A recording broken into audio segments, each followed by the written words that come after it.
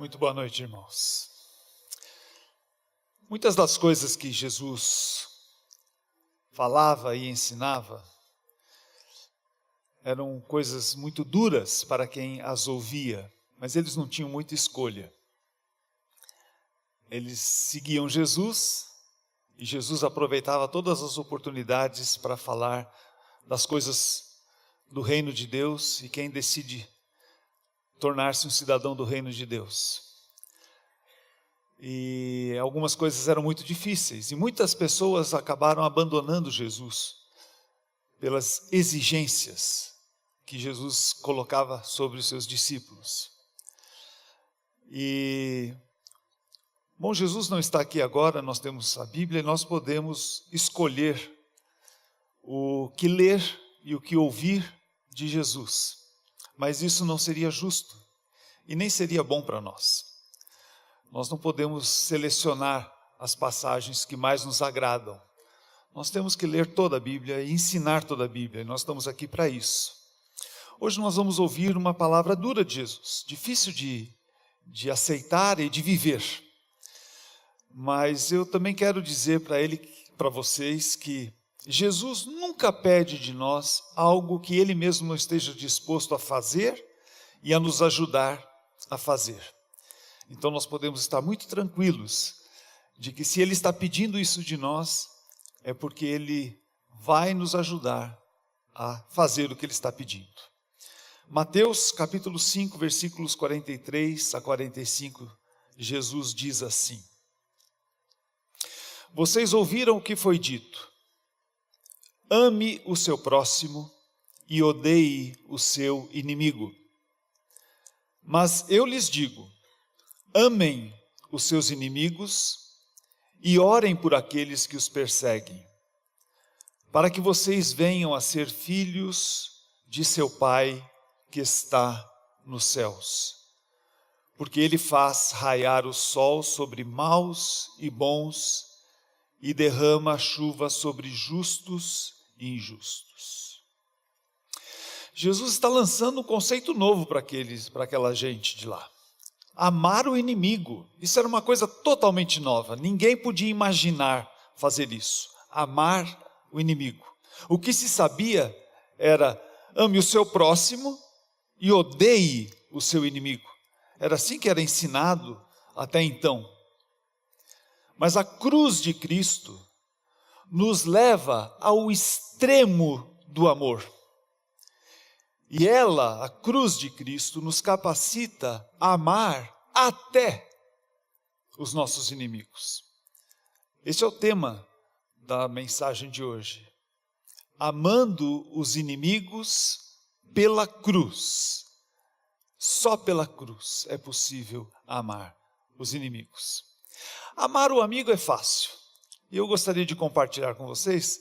Pastor Eduardo, Jorge e alguns irmãos da igreja, estivemos essa semana passada participando de uma conferência em Chicago, uma conferência para líderes, e eu tenho tido todos os anos uma experiência muito agradável. Eu tenho um casal de amigos muito queridos, que me hospedam sempre em sua casa. É o casal Rumble. Eu vou pedir que coloquem ali a foto deles. Ali está. O Tom e a Carol. Eu já fiquei na casa deles 7 vezes.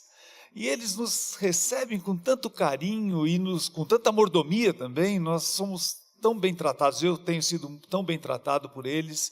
E eles se tornaram meus grandes amigos e eu posso dizer aqui que eu os amo. E eu falei para eles, vou compartilhar sobre vocês para a nossa igreja lá no Brasil, lá em São Paulo. Eles ficaram muito felizes. Eles não hospedaram apenas a mim, mas eles já receberam da nossa igreja o Ricardo 2 vezes, o Dirceu e a Ana 2 vezes, o Ivan, o Everton, a Cristina, o Helder, o Maurício e o Jorge. É muito fácil amá-los. Mas eu fiquei pensando, e para eles? Eles abrem a casa deles todos os anos, várias vezes durante o ano, para receber estranhos, que eles nunca viram antes. Eles fazem parte ali das famílias que são voluntárias em hospedar outras pessoas que vêm à igreja Willow Creek, lá em Chicago, e eles recebem nas suas casas estranhos. A primeira vez que eu fui na casa deles, eu era um estranho para eles. Amar o estranho é um pouquinho mais difícil. Abrir a casa para quem você não conhece, pessoas de diversos lugares, de diversas regiões, com costumes e com culturas, e sabe lá que tipo de gente é bem mais difícil. Mas eles amam também os estranhos. Então essa é uma exigência um pouquinho maior. Agora a exigência de Jesus para nós hoje é amar os inimigos. Este é o extremo da exigência do amor. Amar o inimigo. Todos nós temos inimigos. O inimigo, ele se torna inimigo porque ele nos machuca, porque ele nos fere, porque ele nos ofende, porque ele nos magoa, porque se levanta uma barreira entre nós e ele, entre eu e ele, e eu já não consigo mais me relacionar com ele, já não consigo mais conversar com ele, porque existe uma separação de inimizade entre eu e esta pessoa que me ofendeu, que me machucou. Existem alguns inimigos que são crônicos e alguns outros que são ocasionais. Eu tive, há uns tempos atrás, há uns anos atrás, uma experiência de um inimigo crônico para a sociedade. Mas foi ocasional para mim, foi minha primeira experiência nesse sentido. Foi uma dupla de ladrões num sequestro relâmpago.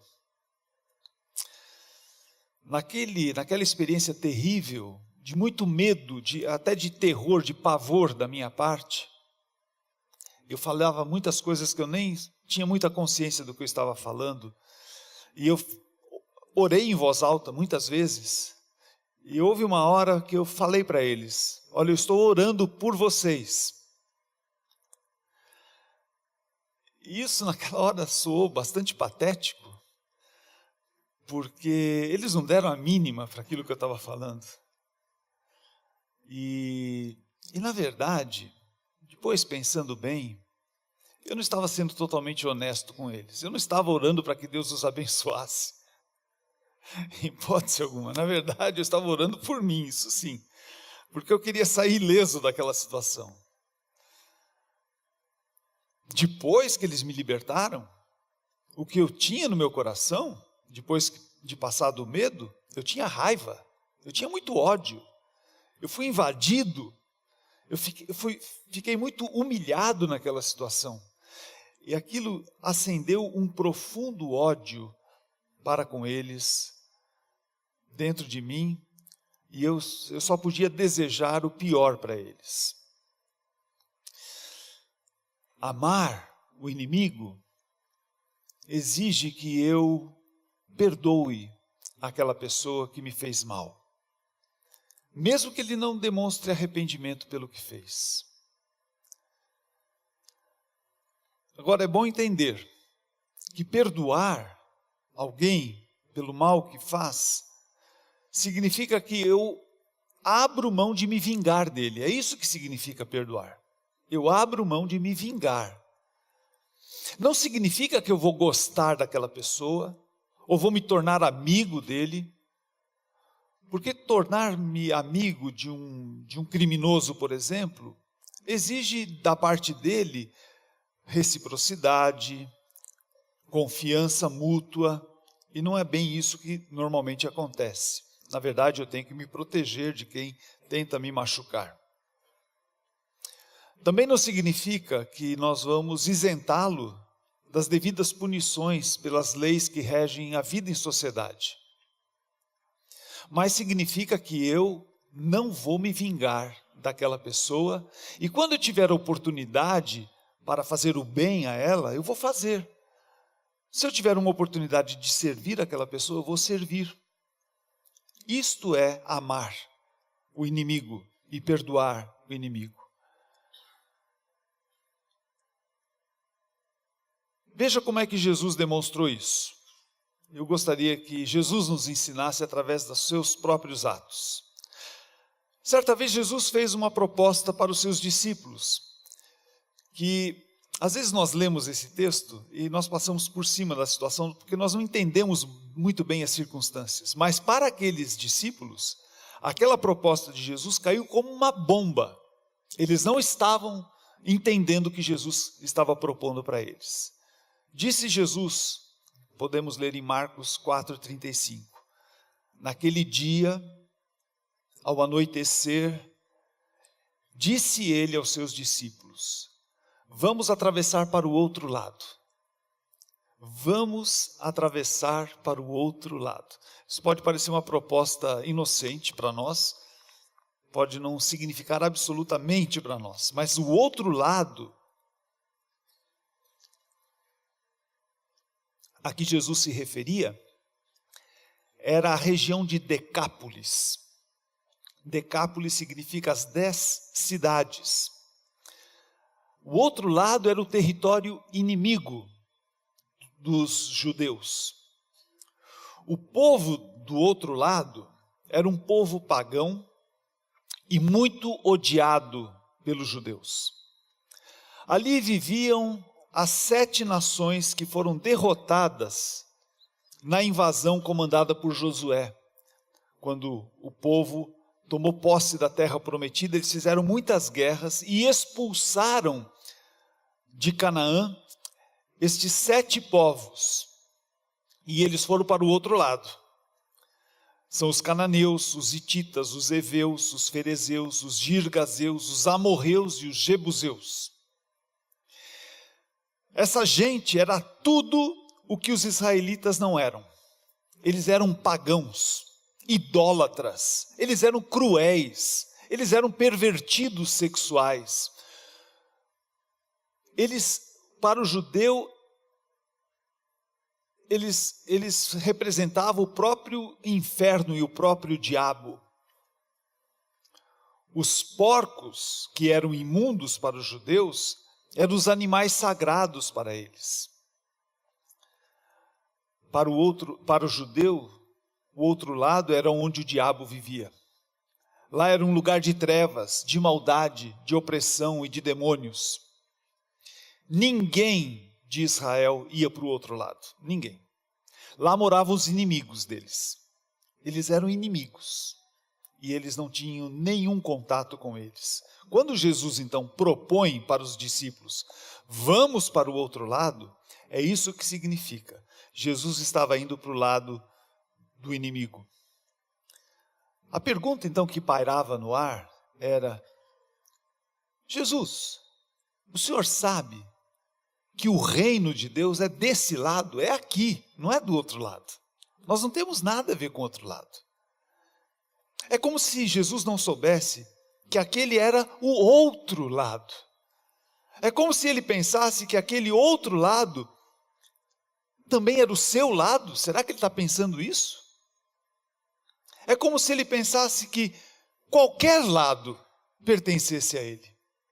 É como se ele pensasse que todas as pessoas na terra agora seriam abençoadas por ele. Não só as pessoas do lado de cá, mas as pessoas do lado de lá também. As mesmas nações e até mesmo as nações de Canaã. Aqueles discípulos bem que devem ter pensado que aquela tempestade que eles pegaram no meio do mar era um sinal de Deus, para eles não irem para o outro lado. Mas Jesus mostrou que Deus os estava abençoando naquela travessia, quando Ele mesmo acalmou o vento e o mar. É que quando nós nos dispomos a atravessar as barreiras da inimizade e fazer as pazes com as pessoas do outro lado, surgirão muitas barreiras, muitas tempestades, para que nós não cheguemos do outro lado. Mas Deus quer que nós cheguemos lá. E Ele vai acalmar qualquer tempestade, para que a gente atravesse estas barreiras. Quando eles chegaram do outro lado, não havia nenhuma multidão esperando por eles, como acontecia no lado de cá. A única pessoa que eles encontraram lá foi um endemoniado, atormentado, uma pessoa fora de si. Quando Jesus perguntou o nome daquele homem, a resposta que veio numa voz estranha era legião. Legião também era uma palavra que não soava bem aos ouvidos dos judeus. Legião provocava repúdio porque os associava com o exército romano, os legionários, os soldados estrangeiros que os dominavam. E era lá que principalmente os romanos estavam também. Os inimigos eram inimigos por todo lado, do outro lado também. Aqueles espíritos que estavam atormentando aquele homem, pediram para ser expulsos para uma manada de porcos, aproximadamente 2.000 porcos. E esses porcos, agora possessos por aqueles espíritos, se precipitaram no mar e morreram. Os judeus bem lembravam como os romanos os forçavam a comer carne de porco, só para humilhá-los. E quem resistisse seria sacrificado. Então eles estavam no lado do inimigo mesmo.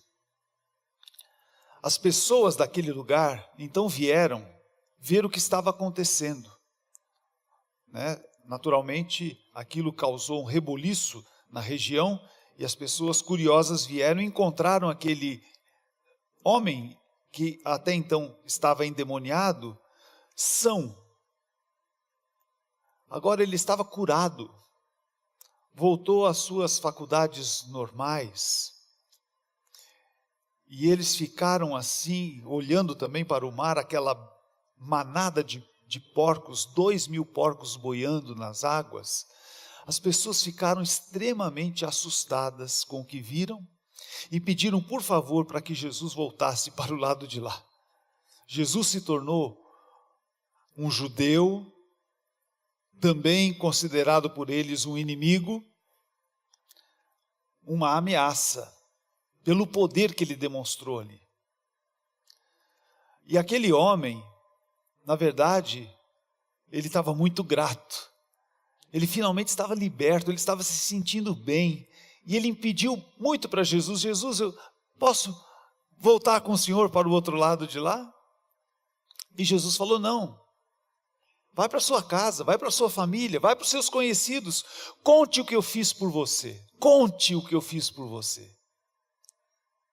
Eu o amei e eu o salvei. Conte agora às pessoas o que eu fiz por vocês.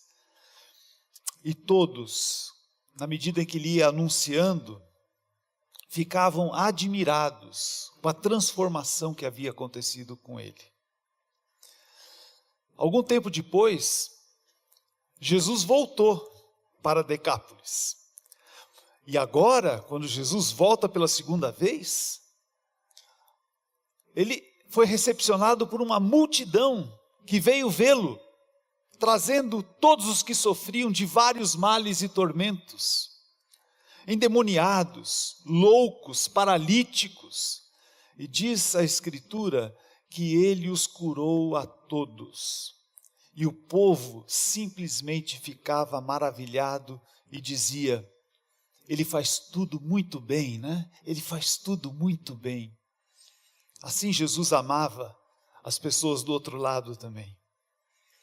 Em outras palavras, as 7 nações dos cananeus estavam agora glorificando a Deus. Na primeira vez que Jesus foi ao outro lado, ele apenas encontrou aquele homem miserável e endemoniado. Na segunda vez, Jesus teve uma das maiores recepções descritas pelo Novo Testamento. As pessoas ali estavam mais receptivas do que até mesmo as pessoas do lado de cá. Eles entenderam que Jesus as amava, que Jesus ama a todos, as pessoas do lado de cá e as pessoas do lado de lá. Jesus ama você, Jesus ama o seu inimigo, Jesus ama a todos. Lá em Marcos 6, nós vemos que Jesus alimentou uma multidão do lado de cá, do lado de Israel. 12 cestos sobraram.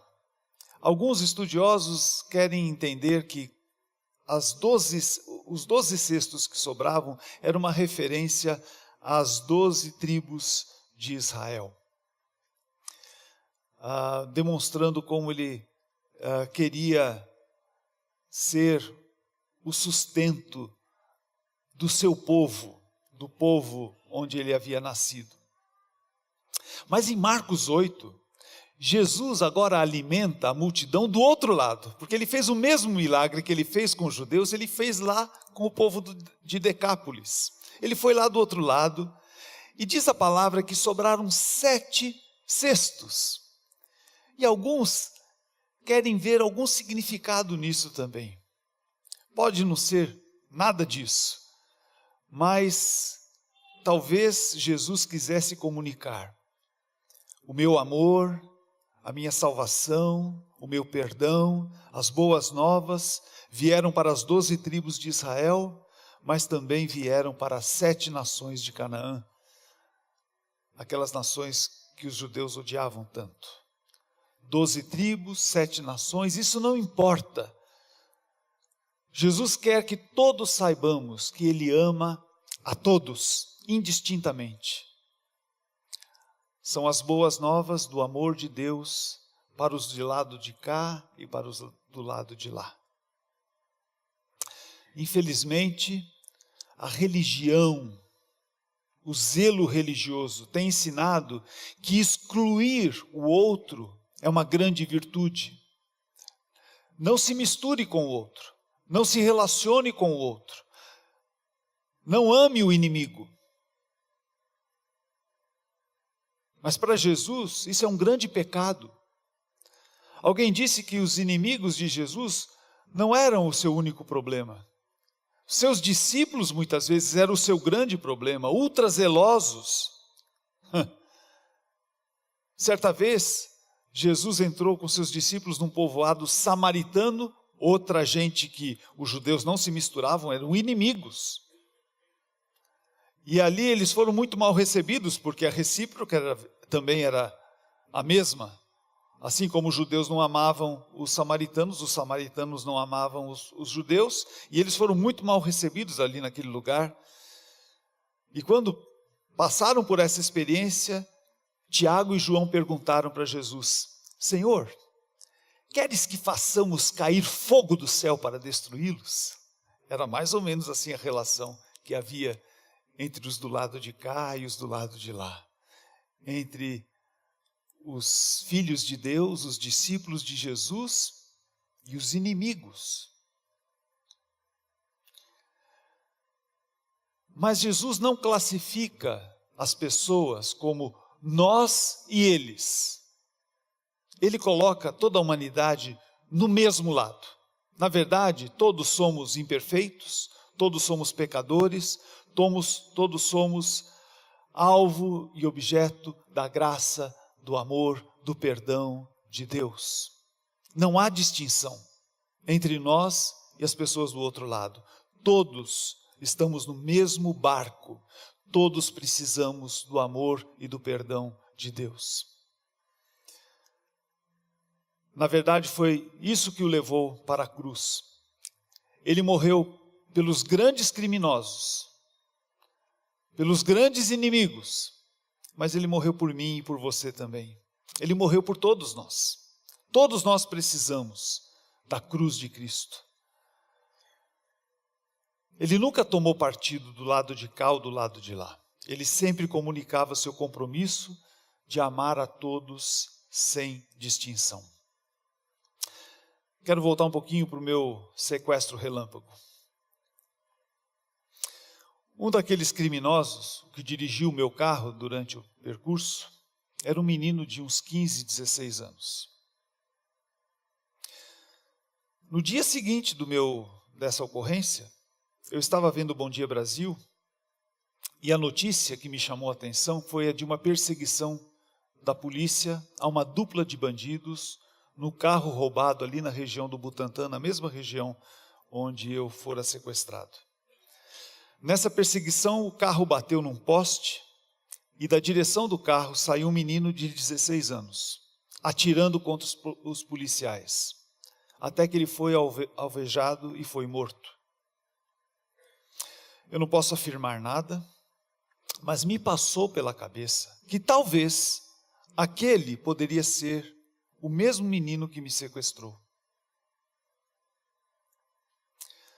Talvez alguns de nós festejasse a morte daquele bandido, mas a morte daquele menino não é para ser festejada. A sua morte representa uma grande derrota. O diabo ganhou. Uma criatura de Deus, criada à imagem e semelhança de Deus, totalmente desfigurado pelo pecado, morreu precocemente, sem experimentar o amor de Deus. Todas as pessoas precisam experimentar o amor de Deus. Toda pessoa que morre nos seus pecados deveria ser alvo da nossa compaixão, da nossa profunda tristeza, e não da nossa alegria, não da nossa festa.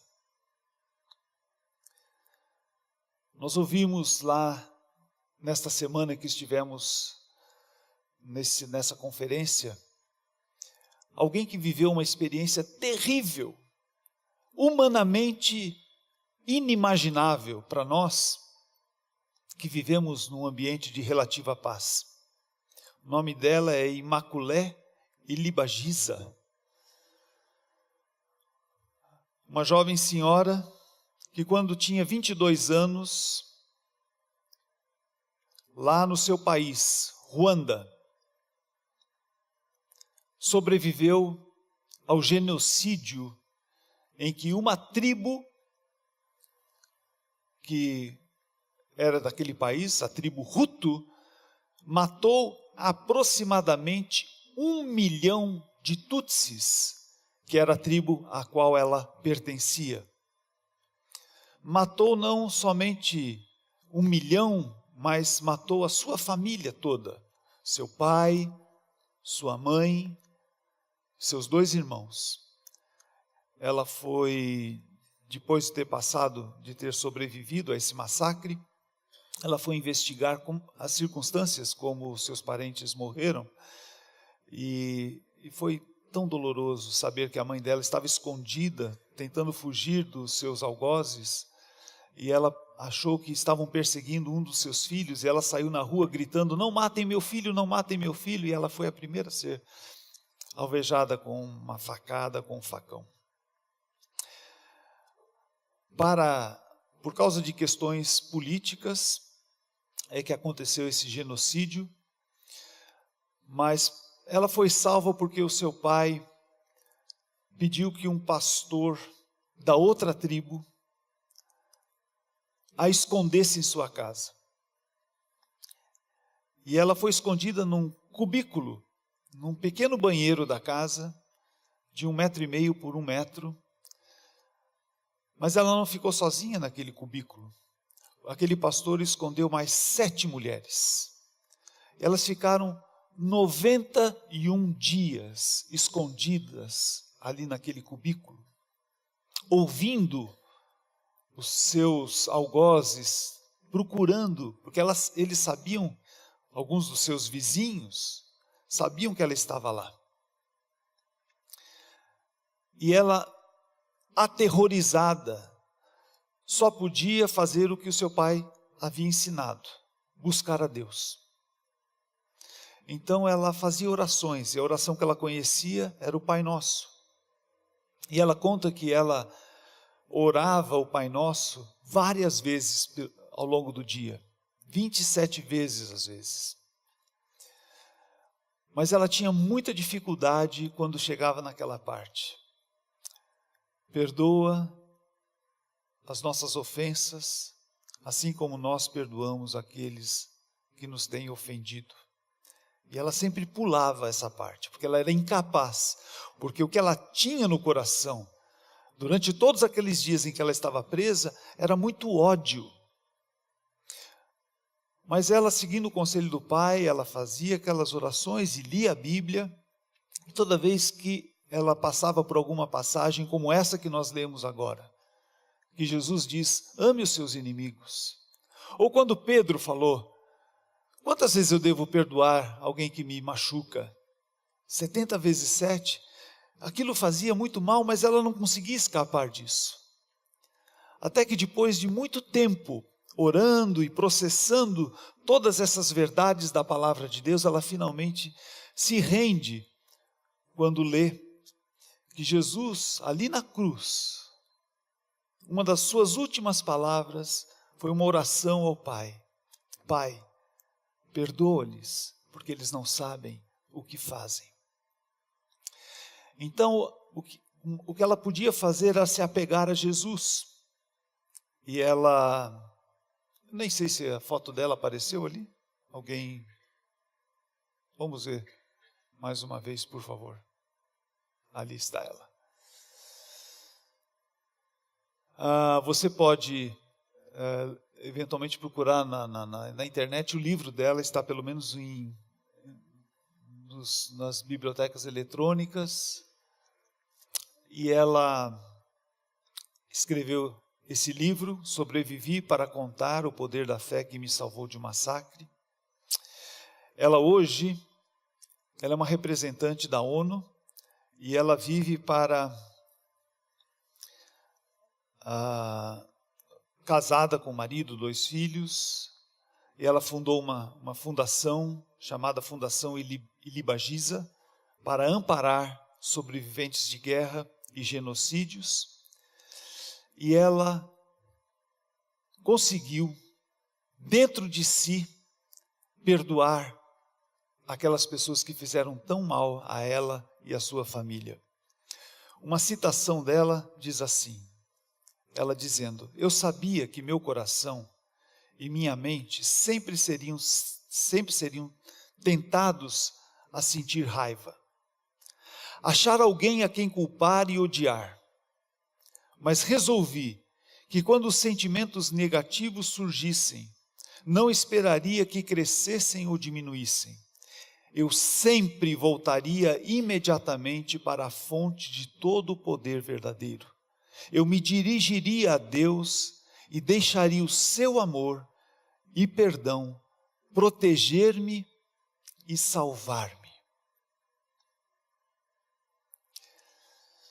No final da sua palavra, ela disse para todos nós, milhares de pessoas ali presentes ouvindo o seu depoimento, e de como ela conseguiu, pelo poder de Deus, amar e perdoar os seus inimigos. Ela disse: se eu conseguir fazer isso, você consegue também. Isso foi um soco no estômago de cada um de nós. Porque eu creio que os nossos inimigos, eles talvez não possam nem ser comparados com os inimigos que ela enfrentou. E Jesus pede para nós: ame os seus inimigos, orem por aqueles que os perseguem. Ame os seus inimigos, orem por aqueles que o perseguem. O amor e o perdão é um milagre que só Deus pode fazer dentro de nós. Isso não está em nós. Nós não somos capazes de amar o nosso inimigo. Nós não somos capazes de perdoar quem quer que seja. Mas quando nós tomamos a decisão de nos entregar totalmente nas mãos do nosso Senhor Jesus Cristo, que este sim amou e perdoou todos completamente, Ele é o poder que nós precisamos para que isso de fato aconteça. Nós vivemos de milagres. O que tem acontecido na nossa vida não aconteceria se não fosse Jesus. A sua salvação foi um milagre. O fato de você ter sido salvo é um milagre. Amar o seu inimigo é outro milagre que Jesus quer realizar na sua vida também. Eu quero dizer que não há nenhuma vantagem, não há nenhum lucro em continuar alimentando no nosso coração o ódio por quem quer que seja.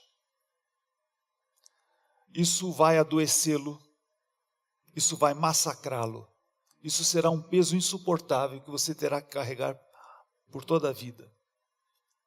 Mas quando nós amamos aqueles que nos ofendem, que nos machucam, nós acabamos sendo um dos maiores beneficiados nisso. Há um peso que sai, nós nos libertamos.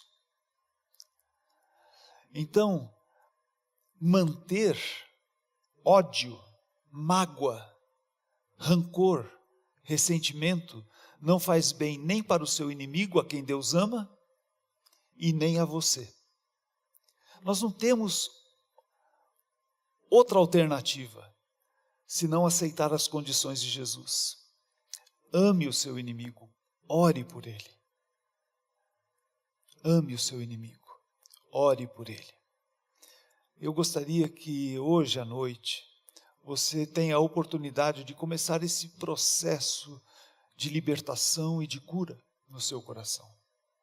Porque é possível que você traga aqui dentro alguém, um nome, só você sabe quem é,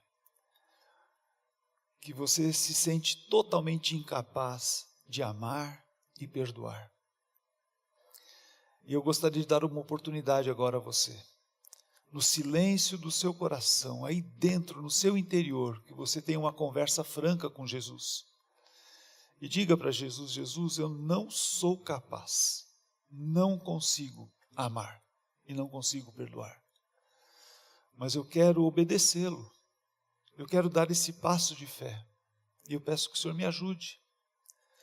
Se o Senhor foi capaz de amar os seus inimigos, se o Senhor ama todos, os do lado de cá e os do lado de lá, eu preciso que o Senhor me ajude a fazer o mesmo. E eu peço que o Senhor me dê esse amor que eu não tenho no coração. Me ajude a perdoar. Curve a sua cabeça, dedique alguns segundos para falar com Jesus, com toda a franqueza, com toda a honestidade. Talvez essa será a oração mais difícil que você vai fazer na vida, mas certamente será a oração mais importante, uma verdadeira libertação que Deus quer começar a realizar em você.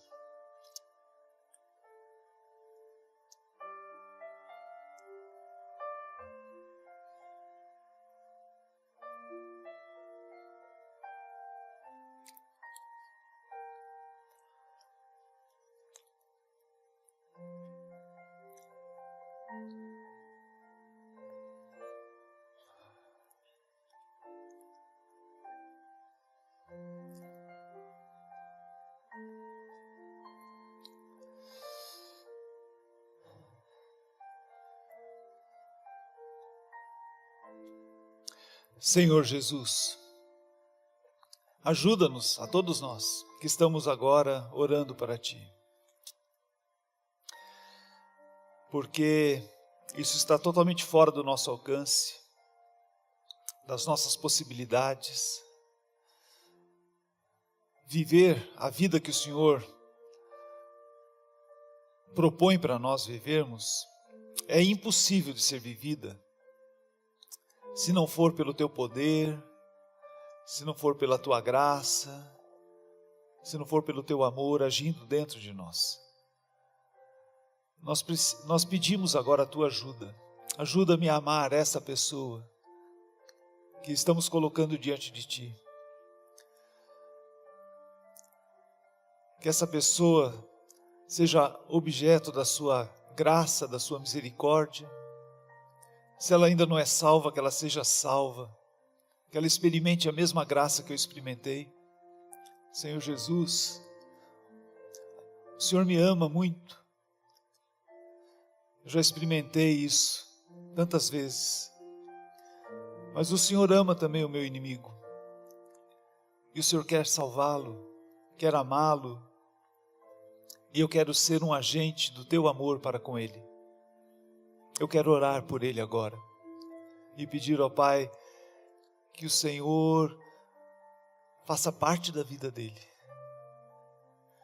Senhor, ajuda-nos a orar dessa maneira, ajuda-nos a amar quem quer que seja, inclusive aqueles que nos feriram.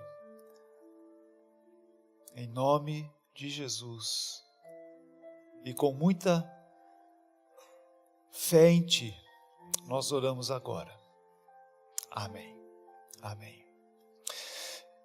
Eu quero sugerir a você, nós temos um projeto de evangelização na nossa igreja. E nós desafiamos os membros da nossa igreja a orarem por pelo menos 5 pessoas. E pedir uma oportunidade para compartilhar o amor de Deus para elas. E quando nós fazemos isso e elas aceitam a Jesus como seu Salvador, nós colocamos o nome delas ali naquele quadro. E é uma alegria para nós. Normalmente nós escolhemos pessoas que nós amamos, pessoas da nossa família, amigos que não conhecem Jesus.